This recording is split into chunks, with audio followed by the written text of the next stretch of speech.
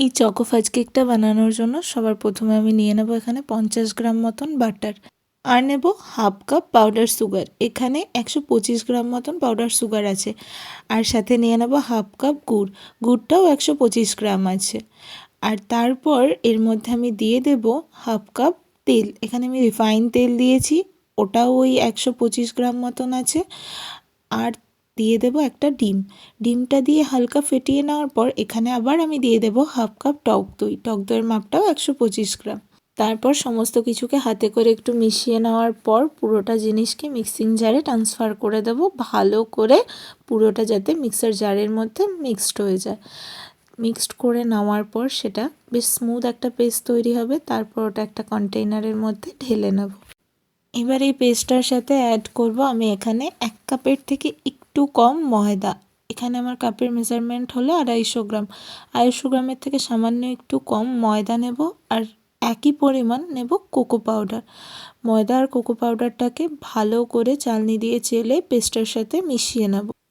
সাথে দিয়ে দেব 1 tablespoon baking powder and half teaspoon baking soda. Baking সোডাটা কিন্তু খুব সামান্য পরিমাণেই দিতে হবে, তা নয়তো চকলেট কেক তেতো হয়ে যাবে। সমস্ত কিছু দিয়ে দেওয়া হয়ে গেছে। এবার সমস্ত জিনিসগুলোকে ভালো করে হাত দিয়ে মিশিয়ে নিতে হবে। এই মেশানোর টাইমটা কিন্তু হাতের ওপর ভীষণ প্রেশার পড়বে, কিন্তু তবুও ভালো করে এটাকে মিক্সড করতে হবে। হুইপিং মেশিন থাকলে মিক্সড করতে সুবিধা হয়, কিন্তু তবুও প্রথমে হাতে করে মিক্সড করে নেওয়ার পর হুইপড করতে হয়। ভালো করে মিশিয়ে নিতে হবে, দেখতে হবে ভেতরে যেন কোনো দানা দানা কিছু না থাকে। মিশিয়ে নেওয়া হয়ে গেলে এইবার এখানে অ্যাড করতে হবে একটা জিনিস, সেটা হলো হট কফি। একটু গরম জল করে তার মধ্যে 2 চামচ কফি পাউডার মিশিয়ে নিয়েছিলাম আমি, সেটাকেই এখানে অ্যাড করে দিয়েছি। এইটা কিন্তু একদমই স্কিপ করলে চলবে না। চকো কেকের চকলেটের টেস্টটা এই কফি দেওয়ার জন্য ভীষণভাবে এনহ্যান্স হয়। আমি এখানে কফিটা একটু বেশি পরিমাণে দিয়ে দিয়েছিলাম, 1 কাপ দিয়েছিলাম, কাপটার একটু বেশি হয়ে গেছিলো, তাই চকলেটের ব্যাটারটা একটু বেশি পাতলা হয়ে গেছিলো। তাই আমি এখানে অ্যাড করে নিয়েছিলাম 1/3 কাপ আবার ময়দা, আর তার সাথে 1/3 কাপ মতন কোকো পাউডার। জিনিসটাকে আবার ভালো করে মিশিয়ে নিয়েছিলাম। যদি একটু প্রবলেম হয়েছিল, কিন্তু বলবো আপনারা যদি আমার ভিডিও দেখে ট্রাই করেন তাহলে কফির পরিমাণটা একটু কম দেবেন। এই চকো ফাজ কেকের ব্যাটারটা ইউজুয়ালি একটু থিন হয় অন্য অন্য কেকের ব্যাটারের থেকে, তবুও আমারটা বেশি থিন হয়ে গেছিলো, যে কারণে আমি একটুখানি ময়দা আবার মিশিয়ে নিচ্ছি। এই টাইমটাতে ময়দাগুলো খুব ভালোভাবে মেশাতে হবে। ব্যাটারটাকে ভালো করে মিক্সড করে আমি এবার একটা কেক টিনের মধ্যে ট্রান্সফার করে দিয়েছি। এখানে আমি একটুখানি পেপারে অয়েল ব্রাশ করে নিয়েছিলাম। এটা জেনারেল পেপার ছিল, বাটার পেপার ছিল না। তো তার মধ্যে অয়েল ব্রাশ করার পর আমি কেকের ব্যাটারটা ঢেলে দিয়েছিলাম। তারপর হালকা ঝাঁকিয়ে নিয়ে এখানে আমি অ্যাড করেছিলাম একটুখানি ডার্ক চকলেটের ছোট ছোট টুকরো। এটা একদমই অপশনাল, না দিলে যে খেতে খারাপ হয় সেটা না, তবে দিলে যখন এই চকলেটগুলো হালকা মেল্ট হয়ে যায় ভেতরে, মুখে পড়লে দারুণ খেতে লাগে। এবারে কেকটা বেক করে নেওয়ার জন্য আমি আগে থেকে একটা পাত্র, অ্যালুমিনিয়ামের পাত্র নিয়েছিলাম, সেটাকে প্রিহিটে বসিয়ে দিয়েছিলাম।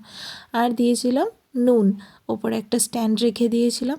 আমি এই কেকটা গ্যাসে নয় উনুনে বেক করেছিলাম, যে কারণে আমার কেকটা বেক হতে সময়ও কম লেগেছিল। ওভারঅল আমার এখানে কেকটা বেক হতে সময় লেগেছিল 1 ঘন্টা 15 মিনিট মতন। আর কেকটা দারুণভাবে বেক হয়েছিল। উনুনে আমি এই কারণেই করছিলাম, উপরে আমি একটু হালকা কাঠকয়লা দিয়ে দিচ্ছিলাম, তার জন্য কেকটা ইকুয়ালি বেক হচ্ছিল। নিচের দিকটাও একদম হালকা আঁচে বেক হচ্ছিল, উপরের দিকটাও ভালোভাবে বেক হয়ে যাচ্ছিল। দেখতেই পাচ্ছেন কেকটা কি দারুণভাবে বেক হয়ে ওপরটা ফুলে উঠে ইভেন মাঝখানটা ফেটেও গিয়েছিল। কেকটা ভীষণই স্পঞ্জি হয়েছিল আর ফ্লাপি হয়েছিল।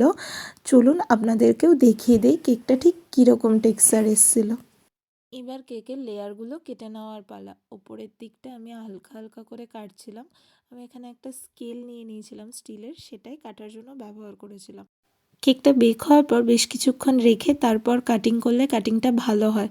আমি আর ওয়েট করতে পারছিলাম না, সেই কারণে আমি সঙ্গে সঙ্গেই কাট করতে নিয়েছিলাম।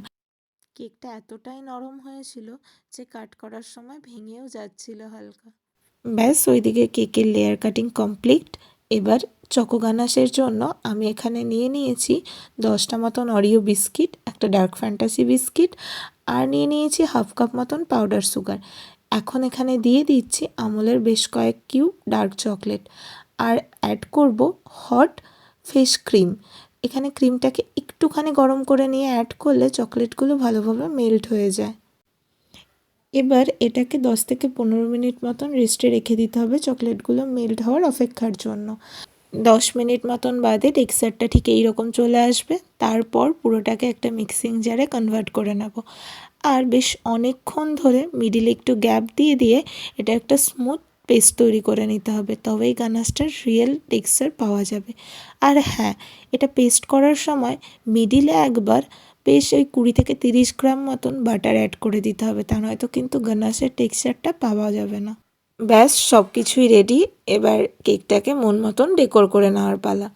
যেহেতু আমি প্রফেশনাল নই, সেই কারণে আমার কাছে কোনো কেক বেস থাকে না। তো আমি যখন কেক কিনে খাওয়া হয় সেই কেক বেসগুলোকে রেখে দেই, সেটাকেই বেস হিসেবে ইউজ করি। এখানে একটা মিও আমরের কেক বেসই আমি ইউজ করছি পুরনো। তার মধ্যে সবার প্রথমে একটুখানি গানাশ লাগিয়ে নিয়ে ওপরে কেকের একটা লেয়ার দিয়ে দিলাম। আর এখানে আমি একটা পাত্রে একটু চিনি জলের মধ্যে ভিজিয়ে রেখেছিলাম, সেই চিনি জলটাই উপরে হালকা হালকা করে দিয়ে দিলাম, যাতে কেকের ময়েশ্চারাইজারটা কোনোভাবেই নষ্ট না হয়, কেকটা ড্রাই না হয়ে যায়। তারপর এবার একটু একটু করে চকো গানাশটা এর মধ্যে দিয়ে স্প্রেড করে নেব।